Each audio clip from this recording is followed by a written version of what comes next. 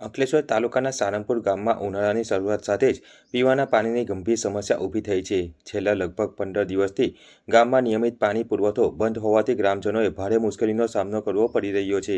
ગામમાં આવેલા બોરવેલના તળ સુકાઈ જતા પાણીના મુખ્ય સ્ત્રોત બંધ થઈ ગયો છે, જેના કારણે ગામના લોકોને પીવાના પાણી મેળવવા માટે દૂર સુધી જવું પડે છે. એકમાત્ર કુદરતી પાણીનો સ્ત્રોત ગણાતી અમરાવતી ખાડી પણ સુકાઈ જતા પરિસ્થિતિ વધુ વિકટ બની છે.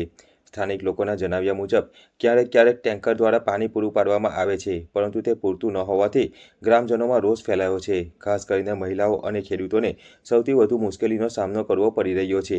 ગ્રામજનો દ્વારા તંત્રને અનેક વખત રજૂઆત કરવામાં આવી હોવા છતાં સમસ્યાનું કોઈ કાયમી નિરાકરણ આવ્યું નથી. ગ્રામજનોએ તાત્કાલિક અસરથી નિયમિત પાણી પુરવઠો શરૂ કરવામાં આવે તેમજ લાંબા ગાળાના ઉકેલ માટે યોગ્ય વ્યવસ્થા કરવામાં આવે તેવી માંગ કરી છે.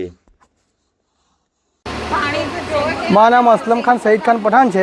हूँ सेंगपुर गामનો રહેવાસી છું। અમારા ગામમાં છેલ્લા 15 દિવસથી પાણીની તકલીફ છે।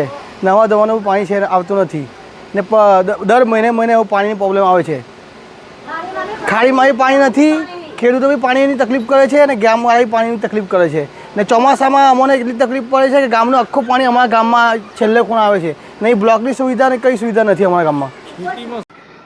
મારું નામ રજની ડોડિયા છે અને હું સેંગપુર ગામની અને મેન અમારી સમસ્યા ગામની છે પાણીની।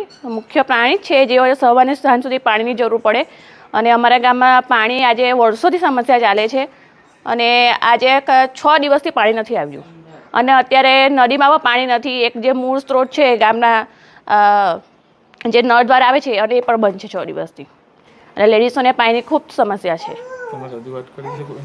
રજૂઆત ઘણી વખત કરી છે પણ એનો કોઈ ઉકેલ હજુ આવ્યો નથી।